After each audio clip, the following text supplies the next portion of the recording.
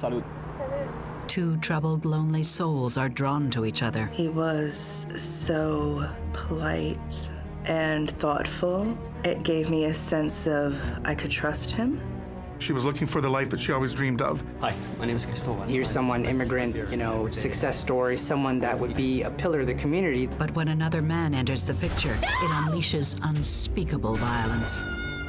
He would turn into this monster like Jekyll and Hyde. Why did you do that? And I'm screaming and screaming and screaming. Their entire lives are going to be completely changed by this one afternoon. Love may be blind and marriage bliss, but divorce is murder.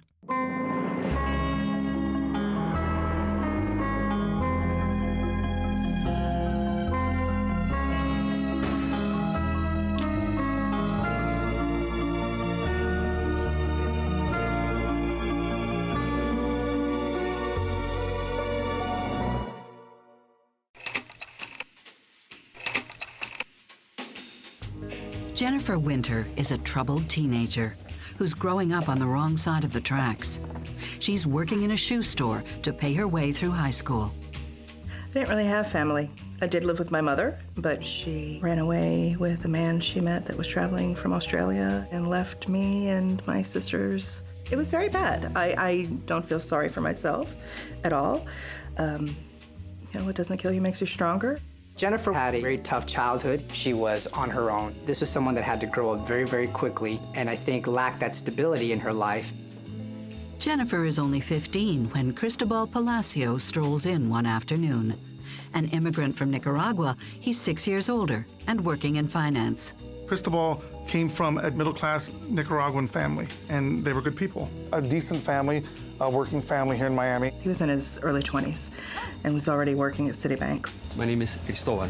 Cristobal was a bank investigator. His job was to investigate fraud claims within the bank. He was the guy that would fill out the police report whenever fraud claims were made by consumers on the bank. He carried a gun and all of that, and that was his job. Jennifer is charmed. Cristobal is unlike any man she's ever met in her tough Miami neighborhood. He was so polite and thoughtful. It gave me a sense of I could trust him. Here's someone, immigrant, success story, someone that would be a pillar of the community. They're both lonely and in need of a friend. And we were talking, and he said, "Would you like to go to dinner?" And I'm like, "Not on a date. I'm not interested in that." No. Just, come hang out. We'll just hang out. I'm like, okay. I have to admit that at first I didn't really like you. Sorry. He was a good friend. He took me out all the time.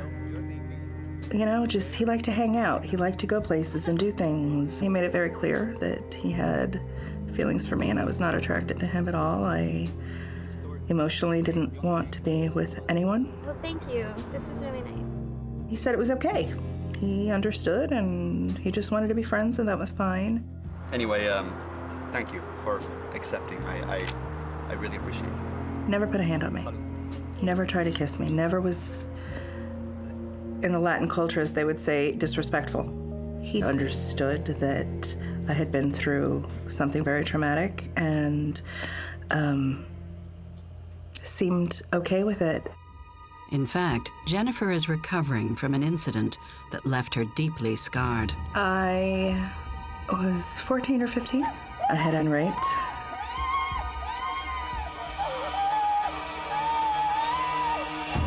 So I never really trusted men, I think, from that moment on.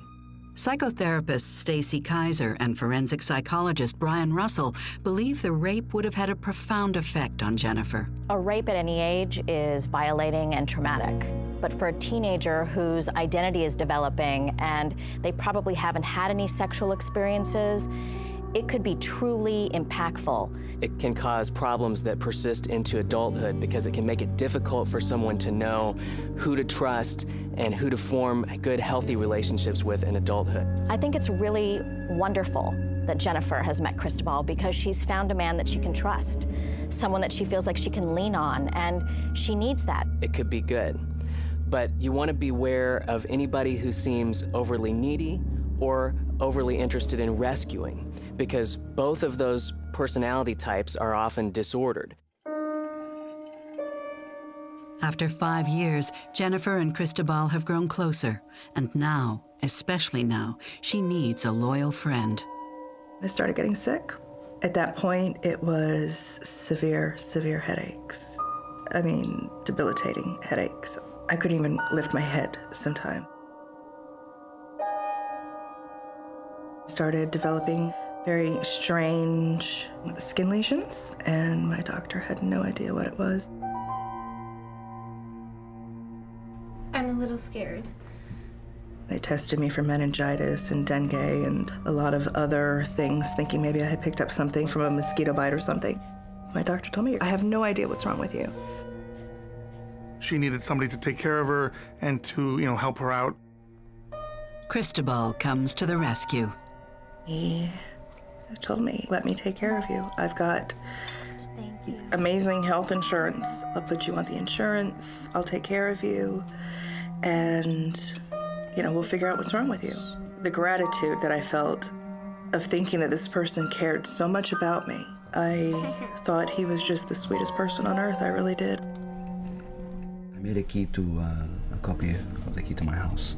Here's the key, and I know how you feel, so you have your own room. Jennifer craved the stability and the rock of this older man who was saying, listen, I'll take care of you. I will be the one that will give you the health care that you need in this time of crisis for you, in this time of health issues. With no one else to turn to and her health in decline, Jennifer agrees to move in with Cristobal. I'm not feeling well. He picked me up and took me there, and he took care of me. As Jennifer settles into her new home, she notices that something seems different about Cristobal. That was when he changed. It was night and day. It was instantaneous the second we were both living in that apartment. Jennifer.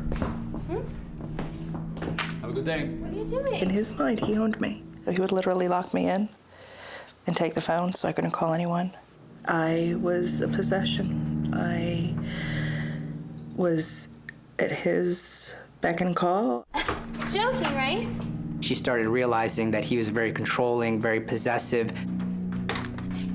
He put a deadbolt on the door that could only be opened with a key, and he had the only key. So he would literally lock me in and take the phone so I couldn't call anyone. He monitored her where she was at all times. If she was going to leave the apartment, he wanted to know where she was going, how long she was going to be there. Jennifer! Jennifer! If I had to go across the street to the grocery store, he would tell me, you have 15 minutes. 15 minutes starts now. In spite of everything, Jennifer needs Cristobal and the prison he's created for her. That was who he was, and that was how it was going to be.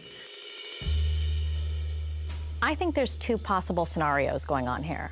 One is that Cristobal feels very protective of Jennifer. She's not well, and so he wants to keep a good eye on her because he cares. And the second possible scenario is that he now sees her as a possession, that he feels like he owns her and he can control her. This is a relationship that's born of obligation, and Jennifer is likely to put up with a higher degree of control for a longer time than she should because of that sense of obligation, and Cristobal is likely to feel entitled to things from Jennifer because he's providing for her. This kind of controlling behavior raises a lot of red flags for me. A person who is controlling tends to escalate if they don't get what they want. And my concern is that if Jennifer doesn't conform, that Cristobal may get worse. Although the cause of Jennifer's illness is still a mystery, her health improves, for now. And she's also learning how to live under Cristobal's control. During that time, there were still times where we got along, and he was normal. I started learning, you know what? Why don't you go to the grocery store with me instead of being timed? She's only beginning to grasp how troubled he is. Cristobal was the black sheep of his family. He was, the one that always had the problems in the family, and the family was always, being called in to help him out. His father was very abusive towards his mother. I know that. She told me that. Here you go. It's your family, isn't it? Do you... Hey. Take that picture and put it in the garbage. She always said to me, I tried so hard to raise him to be good, but he didn't ever want to see his family. He would go months without doing anything but go to work and come home and sleep. It concerns me that Cristobal doesn't have a good relationship with his family or very many friends, because what it tells me is that he's very in need of someone, and Jennifer has become that someone. Somebody who was psychologically savvy might worry that he was suffering from some sort of depression, but my guess is that Jennifer's happy that he's quiet and leaving her alone, and she's okay with it. Cristobal seems to be quite socially isolated, and one of the negative repercussions of that can be that the person greatly overvalues one individual with whom they make a relationship, because that individual essentially represents all of their social support system. That may be part of why he's so controlling. It's all he has, and he doesn't want to lose her. I can't take this anymore. Almost a year after Jennifer moves in, her health takes a turn for the worse. But Cristobal hasn't kept his promise to put her on his insurance. Okay. There was this promise of, you're gonna get insurance and then we'll find out what's wrong with you. And just waiting. So at 21 years old, I didn't want to die. I didn't want to be blind. It was hard, and he knew it. There's a reason she can't be covered. They aren't married. I called before for the Palacio marriage license, please. And he said, fine, come on. And he takes me probably 3-4 miles away. And this is the courthouse. Sign it. You want your insurance? I'm gonna get your insurance. It was just literally walked up, want to get married. Give me your ID, sign this, okay, you're married. They become husband and wife on January 11th, 1995. Jennifer is 23 years old. Cristobal is almost 30. Now I could see doctors without having to beg him. Part of me felt like I had sold my soul. Thanks to her new health insurance, Jennifer finally gets a diagnosis. I have lupus? Oh my God. Lupus is an autoimmune disorder. Basically, my body's immune system is attacking my organs all the time. Do go into remission, and then that's why I would get a little bit better sometimes. Now that doctors can treat the problem, her health improves. So much so, she starts working again. To begin with, she works as a babysitter. Then she starts her own nanny business. I have clients that come to me looking for a good nanny and housekeepers, all of that kind of thing. Great. And so I try to match up people that I think will get along. The business is doing well, so she's feeling much better and much more powerful in her life. Stuff will be ready in an hour. Best of all, Cristobal seems at ease with Jennifer's growing independence. Their relationship has never been better. I felt like I had my friend back. We would go to the movies, we'd go out to dinner, we would hang out. They would go for weeks at a time and everything would be fine. This unconventional marriage seems to be working out until Jennifer takes the relationship to the next level. I told him I want a baby. At that point, all hell broke loose.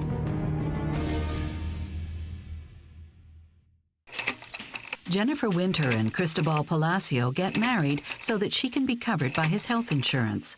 And their relationship is improving. But there's still something missing in Jennifer's I life. told him I want a baby. There's just one problem. Their relationship is still platonic. Of course, he wanted to have a normal married life to some extent because I had been through the rape. I didn't want that, and I told him I didn't want that. Cristobal agrees to Jennifer's wishes. They conceive in vitro. Finally got pregnant with him in 2000. But with the arrival of twins, their marriage takes a turn for the worse. Cristobal, I need help. We need to hire someone to help me. The babies had been home for about a month and a half, and my lupus had begun to flare, and I was getting really sick. And I said to him, I need a little bit of help. I said, you're lucky enough that I'm buying them diapers and clothes. He said, if you think that I'm gonna spend money on hiring somebody to come and help you with something that you wanted and insisted on, you're crazy. I'll buy the diapers, I'll buy the clothes, but I am not hiring anybody to be the mother. You are the mother. Jennifer copes as best she can. But it's getting harder every day. Everything just got really bad after the kids were born. The controlling is getting worse, the quiet mood swings, that everything's just getting worse in the relationship at that point. But something has changed for Jennifer. As a mother, she finds she is less and less willing to give in to her husband. There was an incident when my son was about 10 months old. He was born severely cross-eyed, and we had to patch his eye to try to strengthen the muscle. And we were out one day, and he said, "You're doing it wrong." Straighten out. My son is not going to be cross-eyed, okay? No, that's it. My son's not going to be cross-eyed. That's why I'm going to listen to the doctor. And he said, "If that's my kid, you're going to do what I tell you to do." Don't you ever touch my son like that again. And that's it. And I said, "No, I'm not going to do the wrong thing for my child. I'm going to do it the way the doctor told me to do it, and I don't care what you say." When the twins were born, it really gave Jennifer a sense of empowerment. It gave her the backbone to really stand up to Cristobal. Hello? I called the doctor the next morning, and I told him the whole incident. And the doctor's nurse called and said, "Your wife is doing it the right way." But what Cristobal does next is completely unexpected. He goes out and doesn't come back for days. That was probably the last weekend he spent with us. It was almost like having them drove him out in a way. It was almost as if he felt like I was tied down now and he didn't have to monitor me, because now I had these two babies all to myself. That where was I going to go? What was I going to do? I had these children, and almost like they were little leashes holding me down. Cristobal never explains where he goes during his absences. We would go days without seeing him, days. And then as the children got older, it would be almost weeks without seeing him.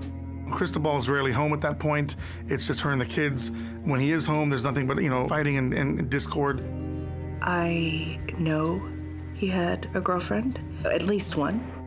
He would sometimes come in at 3 o'clock in the morning, take a shower, maybe sleep for an hour or two, and be gone by 6. Why were you home so late last night? Because I was working. You were working? Mm-hmm. Really? I didn't care. It was peaceful. Happy birthday! As the kids get older, Cristobal's absences seem like a blessing. It was almost like we had our freedom. We had our little way of doing things, and we were happy. Perfect, good! Jennifer feels comfortable. She feels, okay, he's gone. I can kind of do my own thing. He can do his own thing. And things sort of just were there in limbo in sort of a coexistence. You want to get 3 colors the same. As part of their routine without Cristobal, Jennifer plays online computer games with the children. So my children were probably 3 or 4 and had started playing an online game. My son is autistic, and the computer really was amazing with him. It brought him out of a shell, and so I encouraged that. And my children wanted to play it, and they wanted me to help them. Kids, do you want to go Through the game, Jennifer meets another parent, a British web designer and single father named Paul Winter. Paul was a computer geek. He was an easygoing guy. He had a good sense of humor. He's in England. He's got a son. In the beginning, it wasn't a romantic thing at all between us. I didn't even find him attractive. He sent me a picture of him and his son, and I was not attracted to him at all. We started talking. I happened to mention to him that my favorite singer was Alison Moyet. Okay, what about this one? What about this one? My all-time favorite band. Yes, I do. And he said something very sarcastic, and I laughed and thought it was really funny, and he says nobody else would have gotten that on here. So it just kind of turned out that we had a lot of things in common. We liked the same music. We liked the same books. Thinking about doing some traveling. They really hit it off. I think they just really clicked online. I'm not lying. He made me laugh. Just that dry English humor. He was a member of Mensa. He had an IQ of 154. He literally was a genius. He could look at things and instantly see something that another person may never see. It was just instant with him. That to me was incredibly hot. He got Skype, and I gave him my phone number, and he would call me sometimes and would just talk about things. Jennifer is finally in a state of calm in her life. She's raising her children, Cristobal's not around, and it's almost like she can relax. And this gives her an opportunity to get to know herself, to really think about what she wants and needs. The fact that Jennifer is starting a new relationship online while still in her marriage with Cristobal is never a good idea. The solution to an unhappy marriage is never to go out and bring a third party into it. I think Jennifer's repeating a cycle with Paul. She's out there needing something and finding a man who can't wait to fill that need. I don't agree.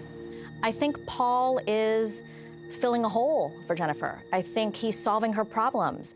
It's somebody that she feels connected with. It's something she's never had before. And I'm stuck here, and I got 2 kids with him. As their friendship deepens, Jennifer opens up to Paul. I confided in him. He knew it was bad. He knew that I was always alone. Though Cristobal doesn't know about Paul, he can sense something's going on. Have a good day. He starts to spend more time at home, where he can keep an eye on his wife. Finally, Jennifer comes to a decision. She wants to end her marriage to Cristobal. She's got somebody now that is, for the first time in her life, giving her confidence, treating her well. You know, he treats her wonderfully and says great things to her and compliments her, and she loves it. I told him I found an apartment. I was leaving. At first, he flew into a rage, and then all of a sudden, you know what? Just go. Just go. It's fine. Cristobal's reaction to Jennifer's announcement that she's leaving is a little bit surprising because he's been quite controlling throughout the course of the marriage, and he seems to sort of give up rather easily. The fact that Cristobal was so willing to let Jennifer go tells me how much distance there was between them. They haven't really been spending much time together. They now have children, and I think he's sort of exasperated and given up. I think it's highly likely that Cristobal felt used and betrayed, as if she had taken away from him something which he had earned by providing for her for all of those years. Let's go. Let's go, kids. Come on. 1 month later, Jennifer files for divorce. Cristobal doesn't take it well. Let's get in the car. You're not gonna win this. But while Jennifer's marriage with Cristobal is coming to an end, her relationship with Paul is entering a new phase. He called me and told me that he was coming to see his father, and he was going to fly into Miami. I had to see you. I was in Florida anyway, and I thought I'd... What do you... Well, I don't even know what to say. I know. It was just a little weird. I was so nervous, and I wasn't expecting him to kiss me, and he did, and it was like... Okay. Jennifer soon realizes she's falling hard for Paul, and he feels the same way. I got more comfortable around him, and eventually, yeah, there was a little spark when he would kiss me, and it just kind of, it was nice. Their relationship really blossomed quite quickly. She really considered him the rock and the love of her life. He went to go see his father, and then he came back to Miami, and he was supposed to get on a plane. And he said to me, I don't want to leave. I love you, and I don't want to leave. I want to stay for a while. And I said, okay. I really can't imagine it without you anymore, and I don't want to go. And don't. He was only going to stay a couple of weeks, and he stayed a couple of months. That he decided that he's going to go move over here and be with her full time. Paul moves in and helps Jennifer run her nanny and housekeeping agency. The pink one. She can't wait for her divorce to come through so she can make her relationship with Paul official. Paul was, at this point, illegal in this country. He had overstayed his visa. And the only way you can correct that is to get married and put in the appropriate paperwork. Finally, Jennifer and Cristobal's divorce is finalized. Their marriage was over. She told me that she and her husband pretty much didn't have much of a relationship for about 6 years. 3 days after Jennifer's divorce becomes final, she marries Paul Winter. They don't have time or money for a ceremony. We were married on Friday by my divorce lawyer because we thought that was kind of funny to have a divorce lawyer marry us. The two of them came in, we talked, and I married them by signing off as a notary. We loved each other very much and wanted to be married. And I wanted to have that, see what that was like to have someone that respected me and trusted me. And it was good. But Jennifer's problems with her ex, Cristobal, are far from over. In fact, they are only just beginning. Is constantly threatening me. This guy won't go away, and he's hell-bent on making problems. Jennifer and Cristobal Palacio's divorce is finalized. She hopes to put their troubled past behind her as she moves in with her new husband, Paul. She's elated. This is everything she's wanted in life. She finally has a good relationship. She has her 2 kids that she adores.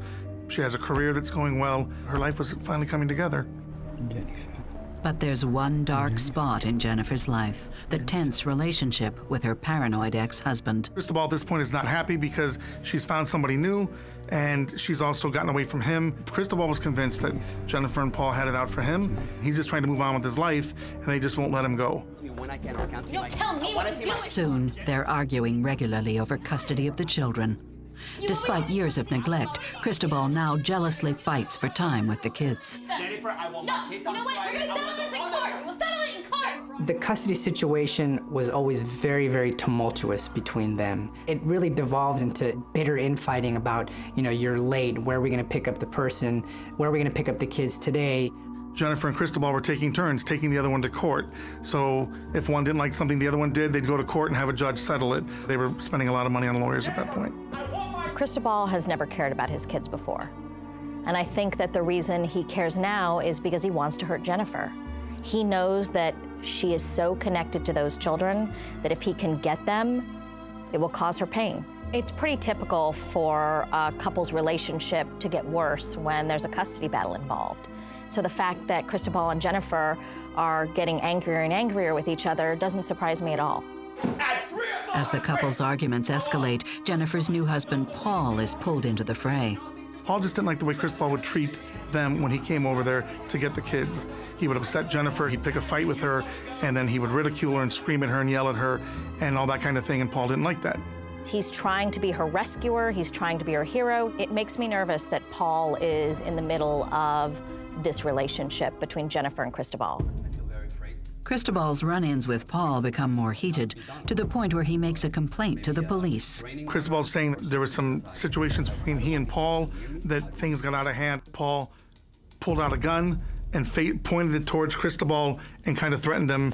New husband of my ex-wife is a... Cristobal claimed that Paul was threatening him physically, saying he was going to beat him up, that he was going to kill him, that he was going to harm him in many ways. He made numerous phone calls to the police that we were following him and stalking him. The tensions between Cristobal, Jennifer, and Paul reach a boiling point, and now the conflict draws in the children as well. Cristobal found some kind of a mark on one of the children. He develops this idea that Paul is somehow abusing the children.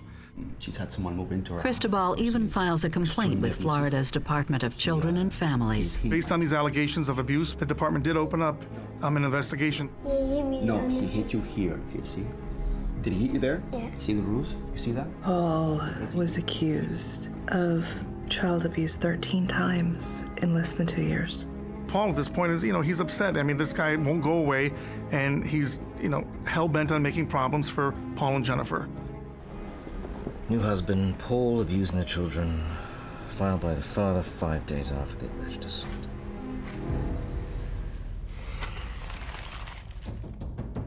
It's been exactly 2 years since Jennifer decided to leave Cristobal, and relations are worse than ever. Things come to a head one weekend in 2008. It's Cristobal's turn to get the kids, but Jennifer believes she should have them. That weekend was Jennifer's birthday, and she normally had the kids on her birthday. They both show up to pick the children up. Jennifer shows up and Cristobal shows up at the school. This is my birthday, and I asked you 3 weeks ago. And I said, no, it's my day. I get to have him. And then he started trying to rip the backpack off of my arm and said, we're gonna do homework, we're gonna do homework, give me the backpack.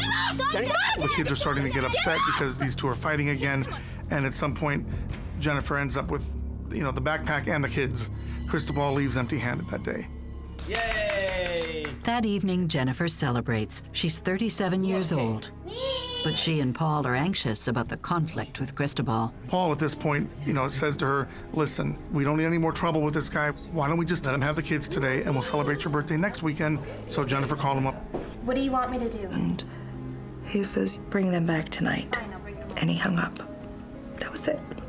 We had been originally intending to take the kids out for dinner, maybe go down to the Keys for the evening. So it turned into, we'll drop them off and then we'll go see a movie. And where we had to drop the children off was probably 4 blocks away from our movie theater. Hey, kids! Parked on the street, the children got out of the car and went up to the door and knocked on the door and rang the doorbell and waited a few minutes. But something's not quite right. He didn't answer the door. Nobody answered the door. Both his car and his girlfriend's car were there. Okay, well, my daughter turned around and looked at me like, what do you want me to do, Mommy? I got out and went and rang the bell. I gave each of the kids a kiss on their head and said, just hold on. Come on. But it doesn't take long before the unimaginable happens. Why are we doing my Chris? Look, you are not the father. And I'm screaming and screaming and screaming.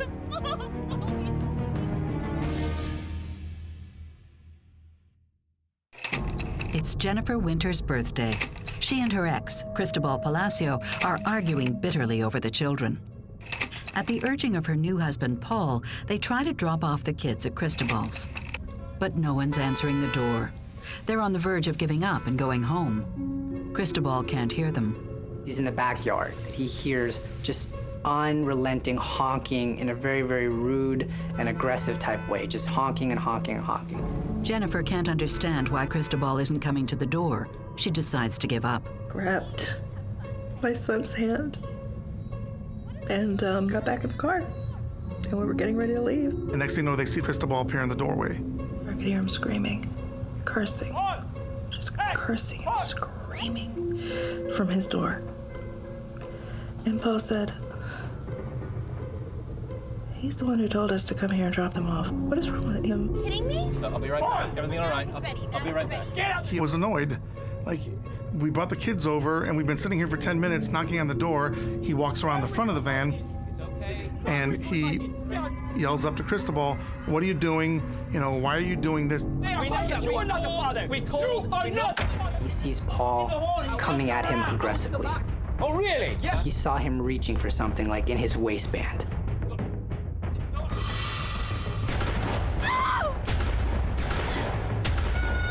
He was in fear for his life, so he had to open fire preemptively to save his own life. There were 8 rounds that were fired, and all but 1, I believe, made contact. No! Why did you do that? And I'm screaming and screaming and screaming. Chris, what's happening?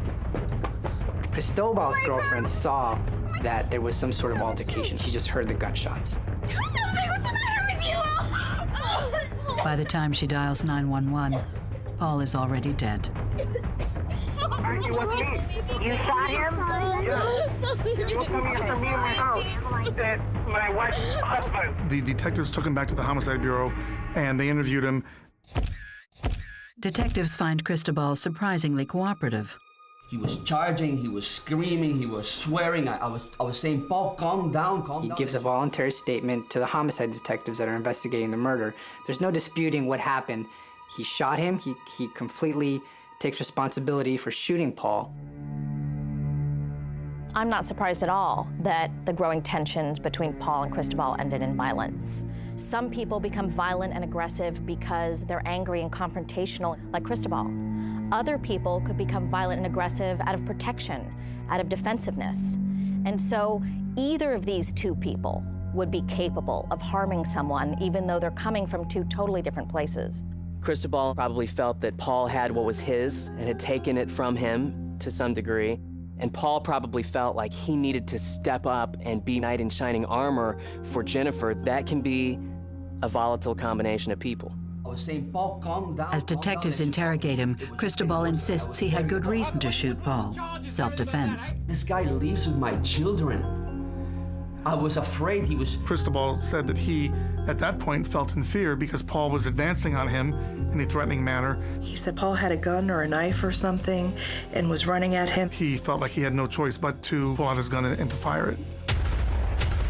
Cristobal's story seems watertight, but this case is anything but. This is not a whodunit. We knew who shot him. The question became, was he justified in doing it? He didn't mean to do it. With his right hand, he reached behind him. And I knew.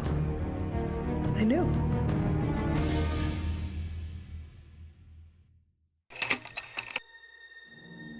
Cristobal Palacio says he was justified in shooting Jennifer's new husband, claiming that Paul was about to pull a gun on him. But his story starts to fall apart when police examine the crime scene and find no trace of the weapon that Paul was supposedly carrying. No gun was ever recovered from Paul's body, whether at the morgue, whether at the autopsy, at the hospital, at the scene. Paul wasn't armed. He did not have a weapon. But even more incriminating is the account by Jennifer and the kids, who witnessed the entire thing. Paul got out of the car. The intent was to say, you told us to be here. Look, Chris. This is my town with my kids. Chris. My town with my kids. They are not... Paul, he was just walking on the driveway in an attempt to try to get the kids into the house. He saw Paul. And he smiled, like he had just won the lottery. He stopped and he lifted up his shirt with his left hand, and with his right hand he reached behind him. And I knew. I remember screaming, oh my God, Paulie's got a gun. And Cristobal opens up and just unloads a volley of gunfire. He's firing as he walks, and he walks right up to Paul and fires at him, and then even shoots him a few times while he's laying on the ground. Basically, the twins were right there watching as their father came out shooting at their stepfather. Cristobal shoots Paul 9 times. One shot blew off Paul's finger. One of the shots severed Paul's spine, so even if Paul had survived this shooting, he would have been paralyzed. One of the shots was through the heart. By the time Jennifer reaches Paul, he's dying. Tried doing CPR, tried to get him breathing. And as I lifted up Paul's shirt to try to look, I knew it was pointless. Paul's wounds were fatal. There was no way he would survive. Cristobal tells detectives that Paul had been threatening him for months and that he had reported the threats to police. But these reports were never substantiated. Detectives also learn about Cristobal's allegations that Paul was abusing the children. My daddy told me to say that. None of them were ever found to be true. There was never any proof to corroborate these allegations. We hired a nanny, and the nanny was there. If I had to go out or had to go meet a client, the nanny was there, and there was always someone. It was just to be able to say, no, that never happened because so-and-so was here. Ultimately, the Department of Children and Families realized that the kids were being coached and that they were being told to say this and told to lie, basically. They deemed the allegations as not being credible. I think that Cristobal was planning to shoot Paul at some point for quite a while and was making these false allegations so that he would have some kind of a plausible self-defense argument to make when it happened. I really think that Cristobal had two things in the works. First of all, he wanted to destroy Paul's reputation and image. Secondly, he was setting up an explanation for why he might need to shoot him, that he was retaliating, that he had been hurt, and that this was a bad man that he was killing. At the heart of virtually every sociopathic act is narcissism, a sense of entitlement to indulge the self at the expense of others. And so I think what we see coming out of Cristobal is a sense of entitlement to avenge what he probably actually believed was a huge betrayal of him by Jennifer and by Paul. Turns out it's not the first time Cristobal has pulled a gun on someone. He's also pulled one on Jennifer. It happened years before, when Jennifer took too long at the grocery store. The store was crazy busy. It was so crowded. And I got back and I opened the door and started to say something like, "Oh my gosh, it's crazy in there. You should have seen it." And he slammed the door behind me and he grabbed me. That was the first time he ever hit me. And I was just shocked, so shocked. I remember just staring at him and I'm crying. And he's just saying, "I told you, you had 15 minutes. Next time you're gonna listen to me, aren't you?" It became a very terrible relationship. There was a lot of emotional violence as well as physical abuse. So I called my best friend Lily and I said, "He left the door unlocked. I need you to come get me." Cristobal quickly figured out that Jennifer was hiding at Lily's. Went to her house, and sure enough, there I was. Pulled out that gun he carried for work. Pointed it at her mother, pointed it at me. Dragged me out by my hair. From then on, said, "You know what, I can't put anybody else in this situation." I used to go into the bedroom that I shared with the children and I would lock the door. But I think I had become complacent because he hadn't ever really been around much anymore. And I left the door unlocked. And I woke up one morning and my daughter wasn't there. And my heart started pounding and I just knew something was wrong. And I went out in the living room. I'm gonna kill them. And he was sitting on the couch and she was next to him and he saw me and he smiled and he had the gun in his hand. I know you're thinking of leaving me, and if you do, I'm gonna kill them both. And if you do, I'm gonna make sure that you watch each one of them die. You're gonna watch them both die before I kill you. Jennifer believes Cristobal had been planning Paul's murder since the day she left him. Come on, kids, come on, let's get in the car. It was the revenge that he wanted. That's all that it meant. Cristobal goes on trial, and he himself is the star witness. He was running at me, and he looked like he was coming with a gun. I shot him. His knee buckled, and he went down to the ground. He testified fairly well for a defendant. He got emotional, he cried in all the right points. He definitely portrayed himself as the victim in this whole scenario. Cristobal tries to paint Paul as the aggressor. If my husband wasn't dead, it would be laughable. Really. Paul was the most gentle person you would ever in your life meet. He didn't fit the profile of the menacing, angry man who had a vendetta against the ex-husband. That wasn't him at all. Cristobal argues that under Florida's controversial Stand Your Ground law, he was entitled to protect himself against Paul. This was not an easy case for the prosecution, and here's why.